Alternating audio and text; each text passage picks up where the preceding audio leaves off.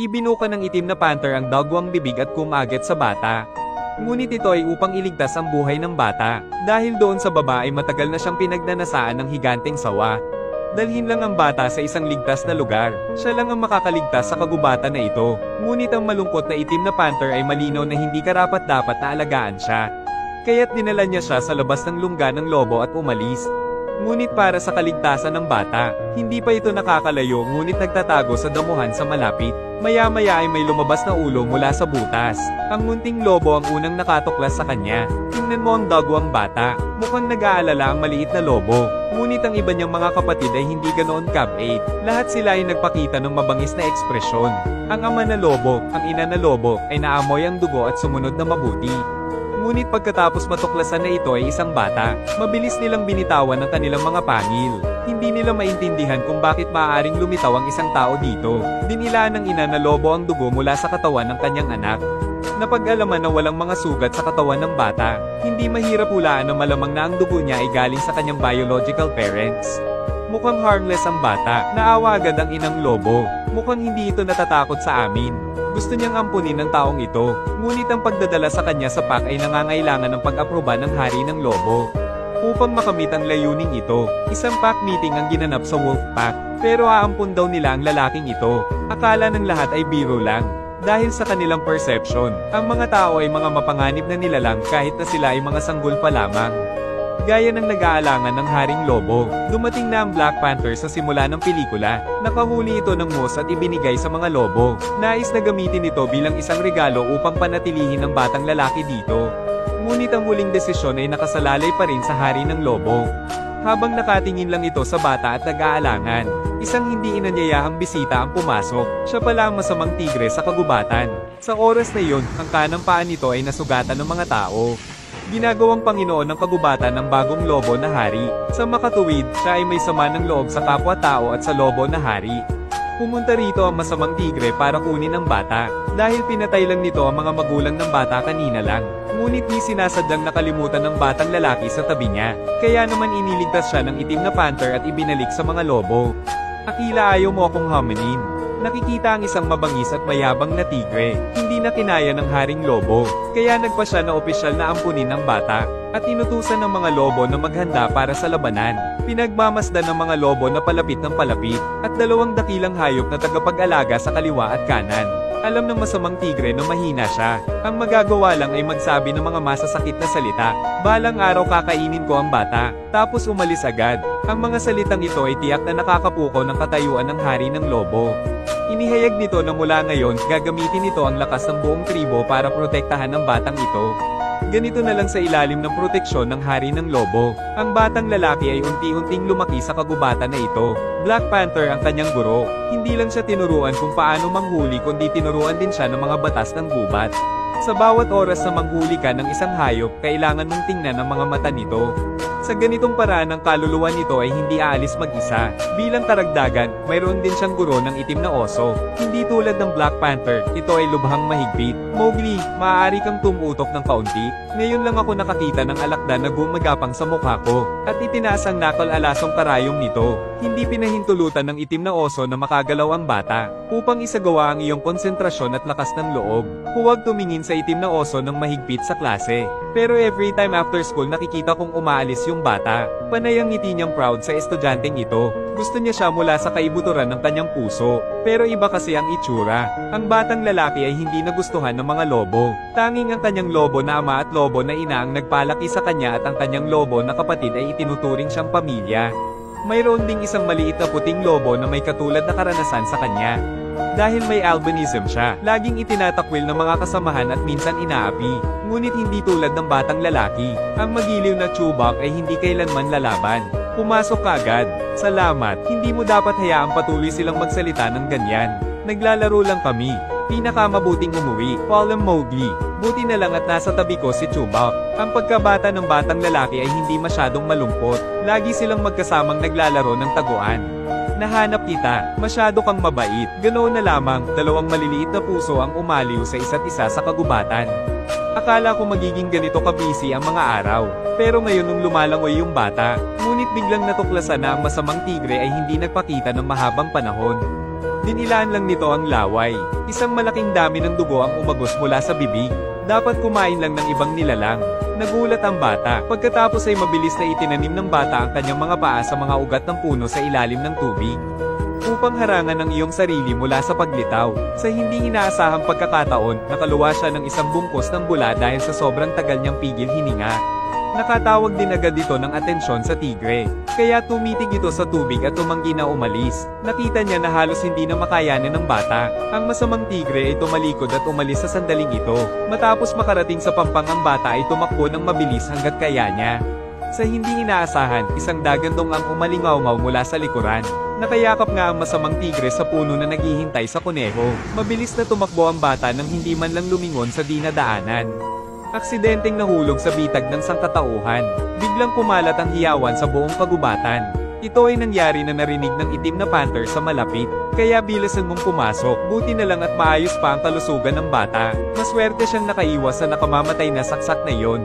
Ngunit ang tigre ay gumagala sa labas ng pasukan ng kuweba. Kahit umakyat ka, mamamatay ka sa bungangan ng lawa. Nang hindi alam ng bata ang gagawin, may tunog ng mabibigat na yabag mula sa itaas. Pagkatapos ay may nakita akong laman na dumulas at pumulupot sa katawan ng bata.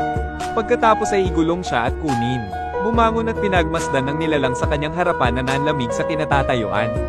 Ang elepante na tagapag-alaga ng kagubatan ang nagligtas sa kanya. Nakita nitong matandang elepante na nababalot ng lumot. Ang pinakahalata ay ang sirang pangil nito. Ginagawang gulat na gulat ang mga tao. Ang elepante ay hindi humingi ng anumang tugon, tumalikod at umalis.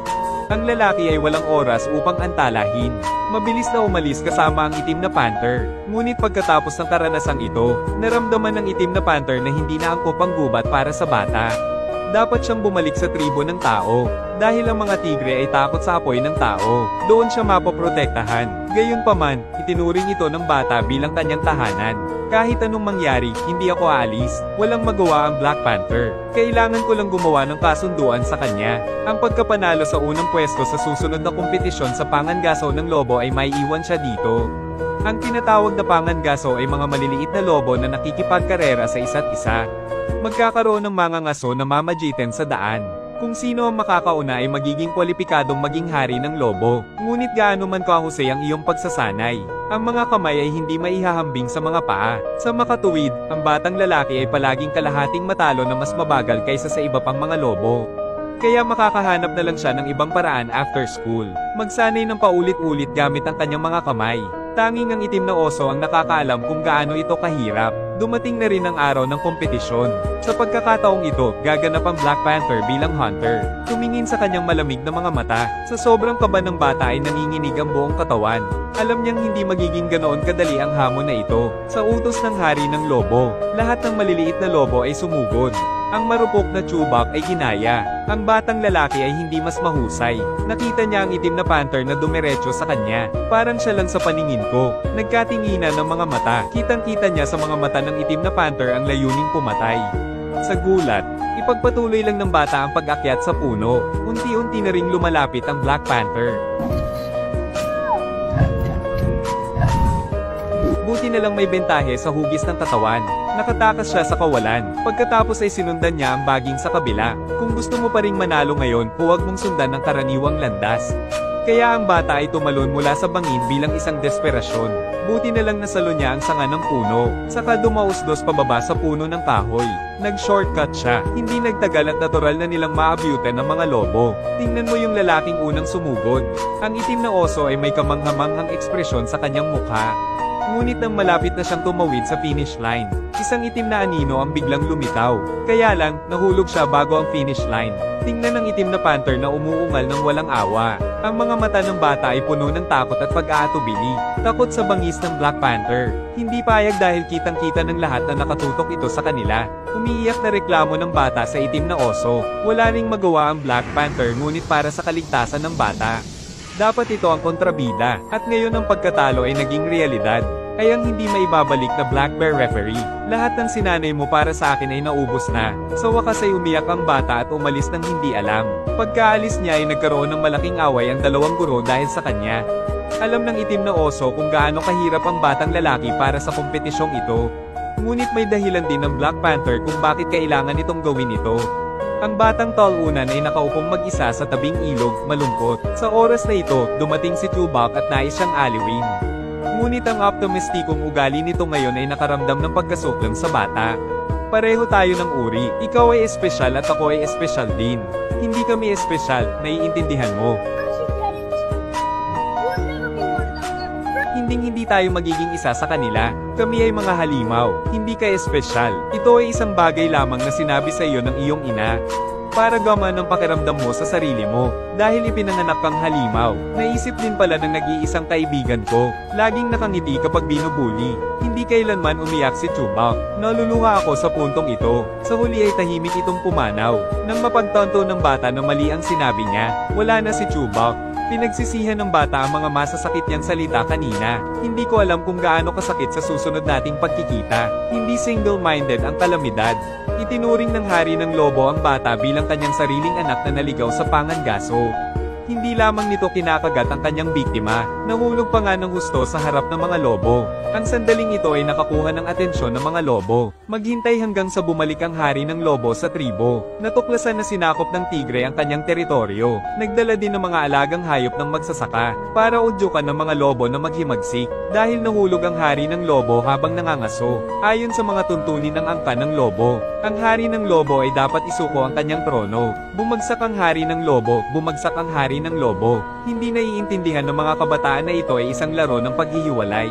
Mabilis silang naglabas ng ngipin at inatake ang hari ng lobo. Nakadagan din ng bata sa oras na ito. Nasaksihan ng parehong uri ng pagpatay sa isa't isa. Hindi niya alam ang nangyari. Kaya umakyat upang subukang pigilan ito. Ngunit pinigilan siya ng isang itim na oso. Ito ang tuntunin. Kahit na ang hari ng lobo ay madaling makitungo sa mga maliliit na lobo na ito. Ngunit hindi nila mapigilan ang pag-atake mula sa magkabilang panig. Tingnan mo na hindi maganda ang takbo. Sa oras na ito, sa wakas ay napansin ng batang lalaki ang masamang tigre sa mga lobo. Naintindihan niya agad ang lahat, kaya dali-dali akong tumakbo pababa ng bundok. Dahil nalaman niya sa Black Panther na ang mabangis na tigre ay takot sa apoy. Pumunta siya sa tribo ng tao at humiram ng apoy. Kaya lang, dinala ng bata ang sulo sa tribo ng lobo. Kumakawi ang sulo, nagpapakalat ng lobo para sa lakayin ng hari ng lobo. Pagkatapos ay muli siyang lumapit sa tigre. Takot talaga ang masamang tigre. Walang ibang paraan kundi iwanan ng kanyang malupit na salita. Agad na tumalikod at umalis. Pumunta ang bata upang makita ang matandang hari ng lobo. Tatanungin sana siya kung okay lang siya. Sinong mag-aakalang tatawagin siya ng haring lobo para umalis? Ano, nagdala ka ng mga sandata ng tao. Dinala upang gamitin sa amin. Nagdala ka ng malaking kahihiyan sa mga lobo. Malaking kahihiyan ang dinala mo sa akin, lumabas ka. Pinawi ng malakas na ulan ang sigla ng bata, ngunit hindi napatay ang nasusunog na tanglaw. Tila ang mga kinatawan ng tao ay nakikipaglaban sa mga hayop mula pa noong sinaunang panahon. Sa oras na ito, kahit na ang lobo na ama at lobo na ina ay walang sinabi para magpigil. Umalis din ang dalawang advisor na Black Bear at Black Panther. Nang makita ang eksenang ito, tuluyang nawala ng pag-asa ang bata. Tumakbo siya pababa ng bundok na parang baliw, para patunayan na isa siyang lobo. Ang batang lalaki ay pumasok sa tribo ng tao. Kumakawi ng mga sulo para harapin ang lahat, ngunit sa susunod na segundo, siya ay nawala ng malay ng isang mangangaso sa tribo. Paggising niya ulit, ikinulong ng mga taga-nayon sa kulungang bakal. Kahit anong pilit niya, hindi siya makatakas. Hindi nagtagal, nagdala ang mangangaso ng masaganang pagkain. Humiga ang bata sa lupa at sumango, tapos kumagat siya na parang lobo. Ngunit natamba ng sumunod na sapatos ang plato, dahil hindi pa ako nakakain ng pagkain niluto ng tao. Ang maalat na amoy niya ay bumahing. Walang pagpipilian ng mangangaso kundi umalis. Sa gabi, nag-aalala ang itim na leopardo sa bata kaya paliin itong pumunta rito. Akala ng bata ay narito ito para iligtas siya, ngunit hindi niya akalain na hihilingin sa kanya ng Black Panther na manatili dito. Dahil sinakop ng mga tigre ang gubat, kung babalik siya ngayon mamamatay lang siya. Sa huli kahit anong pakiusap ng bata, ang itim na panther ay umalis pa rin ng walang pakialam at malupit. Paggising niya kinabukasan, nang makitang nabuksan na ang hawla, laking gulat ng bata. Pagkatapos ay maingat siyang umakyat. Paglabas pa lang niya, nakita niya ang isang mangangaso na naghahanda sa paghawak ng baboy ramo. Nagutom ang bata kaya ngangat na lang siya ng hilaw na karne. Mabilis siyang pinigilan ng mangangaso nang makita niya ito. Natatarantang tumingin sa bata. Saglit na nag-alinlangan ng mangangaso. Pagkatapos ay ibinigay niya ang punyal sa kanyang kamay sa bata. Turuan siya ng hakbang-hakbang kung paano maghiwa ng karne na parang tao. Mabilis na natuto ang bata. Agad na naghiwa ng isang piraso at sinimulan itong kainin. Gusto kong magluto nito. Pinaliguan ng isang tribong babae ang bata at pinunasan ng dumi sa mukha nito. Nang makalabas ang binata, naakit ang mga taga-nayon sa kanyang matikas na anyo. Tiningnan din ng bata ang lahat ng may pagtataka. Nakakita siya ng magandang buhay dito. Ang lahat ay napakasigla. Hindi nagtagal bago siya nakasama. Ang hindi kapani-pani walang talento ng batang lalaki ay namangha rin sa mga ngaso. Nagpa siya na ampunin siya on the spot. Unti-unti na siyang nasanay sa buhay dito. Minsan ay nakiusap pa ang kanyang lobo na kapatid na bumalik sa gubat. Lumaban sa mga lobo laban sa pang-aapi ng masasamang tigre. Mariinding tinanggihan ng binata, dahil hindi karapat-dapat ang kapatawaran ng taong iniwan ka. Ito ang tahanan ko ngayon. Akala ko dito na ako mabubuhay ng masaya, hanggang sa araw na iyon. Ipinagdiriwang pa rin ng tribo ang pagdiriwang ng Holy, Nolesing ang hunter sa party. Pumasok sa kwarto niya ang curious na bata. Dito niya natuklasan ang madilim na bahagi ng kalikasan ng tao. Makita lamang ang mesa na puno ng mga specimen ng hayop. Naputol ang ulo ng USA. Permanenteng inayos ang mga ahas at unggoy na nakalubog sa pamilya. Nagulat ang bata kaya hindi siya nakaimik. Ngunit ang kanyang nakita sa ibaba ay lubos na nakadurog ng kanyang puso. Ito ay ang ulo ng isang puting lobo. Yan ang matalik na kaibigan ni Mr. Chewbacca. Pumasok na ngayon ang mga ngaso. Pagmamalaki niyang sabi sa ampon. Ito ang kanyang pinakakasasyang koleksyon. Dahil ang mutant white wolves ay napakabihirang. Tinanong pa kung gwapo. Hindi pinapansin ang mukha ng bata na malapit nang mag-collapse. Nangingilid na ang mga luha sa mata ko. Maghintay hanggang marinig mong umalis ang mga ngaso. Sa wakas ay hindi na siya nakapagpigil at umiyak ng tahimik. Kung wala siyang sinabing masama noong araw na yon, hindi aalis si Chewbacca, ay hindi gagawing mga espesimen upang masiyahan ng walang kabuluhan ng tao. Ngunit ngayon ay huli na upang sabihin ang anumang bagay. Pinatay niya ang kanyang matalik na kaibigan. Ang bata ay nakaupo sa tabi ng ilog buong gabi. Bigla niyang napagtanto na kumpara sa mga hayop. Ang maskara ng pagkukunwari sa mukha ng tao ay ang pinaka-nakakatakot na bagay. Kaya nagpa siya siyang bumalik sa kagubatan. Ngunit bago umalis ay gusto niyang ipaghiganti si Chewbacca. Naglabas ng kutsilyo ang bata at gustong salakayin ng mga ngaso. Ngunit pagkatapos ay nakita ang peklat sa kanyang baywang. Yan ang naiwan ng tigre. Agad siyang gumawa ng matapang na plano. Sa sandaling ito napansin ng bata ang Gering sa tabi niya. Alam niya kung kanino yon. Kaya't ninakaw ng bata ang Gering at ibinalik sa may-ari nito. Sa wakas makakuha ng kooperasyon sa elepante. Tulungan mo lang siyang harapin ng tigre. Dadalhin ko siya para maghanap ng mga ngaso para makaganti. Pagkatapos ay pumunta ang bata sa lugar kung saan madalas na lumilitaw ang mga tigre. Sigaw ng pangalan nito ng malakas. Kumalat ang tunog sa bawat sulok ng kagubatan. Sa wakas ay dumating na ang masamang tigre. Tingnan mo ang batang dumating dito na may dalang maliit na kutsilyo lamang para ibigay ang kanyang buhay. Nakita ng tigre na medyo nakakatawa, ngunit sa sandaling ito ay bigla siyang sumenyas. Ang mga elepante na nagtatago sa damuhan ay nagmadaling lumabas. Noon lamang napagtanto ng tigre na siya ay dinaya, ngunit huli na para tumakas. Napapaligiran ito ng mga elepante. Sa oras na ito, nilalayon din ng bata ang pagkakataon. Inihagis ang punyal sa tigre. Pagkatapos ay tumalon sa likod ng tigre at labanan ito ng malapitan. Alam ng tigre na hindi niya kayang makipagkumpetensya sa karamihan. Kaya nagsimula na itong tumakas. Sa oras na ito, narinig ng mga ngaso ang ingay at itinutok ang kanyang baril sa tigre. Sa hindi inaasahan, nagising na lang ako sa kalasinggan.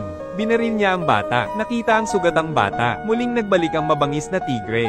Muling nagpuntirya ang mga ngaso. Hindi napansin ang paparating na elepante. Sa sandaling sinunggaban siya ng mabangis na tigre, nagpaputok siya at tinamaan siya. Nalampasan ng bala ang tigre, ngunit ang mga ngaso ay muling hinarap. Hintayang tumayo ang bata at tumingin, only to realize na ang lobo na hari ang nagligtas sa kanya. Kasabay nito, hinarang din ito ang bala na pinaputukan sa tigre. Sa oras na ito, dumating din sa pinangyarihan ng mga Black Panther at Black Bear. Alam ng tigre na hindi siya makakalaban at umalis. Sumugod ang bata patungo sa hari ng lobo ngunit siya ay malubhang nasugatan. Nakahandusay sa lupa na may natitirang hininga. Bago mamatay, nakaramdam ito ng hiya sa kanyang dating gawi, at umaasa na maakay ng batang lalaki ang mga lobo upang mabuhay sa hinaharap. Nasaksihan ang huling hininga ng haring lobo. Dahan-dahan ding tumayo ang bata. Pinulot niya ang punyal, lumingon at tumingin sa mga taong nanunood. Pagkatapos ay determinadong naglakad papunta sa kagubatan. Natagpuan niya ang tigre na malubhang nasugatan. Itinaas ang punyal at inihanda ito para sa wakas. Hindi ko inaasahan na gustong magprotesta ng tigre. Itinaas ng bata ang kamay at ibinaba ang kutsilyo. Ganap na tapusin ang masamang tigre na ito. Sa huli, siya ay tulad ng sinabi ng itim na pahayagan. Tumingin ng diretso sa mga mata ng tigre hanggang sa mawala ang kanyang kaluluwa.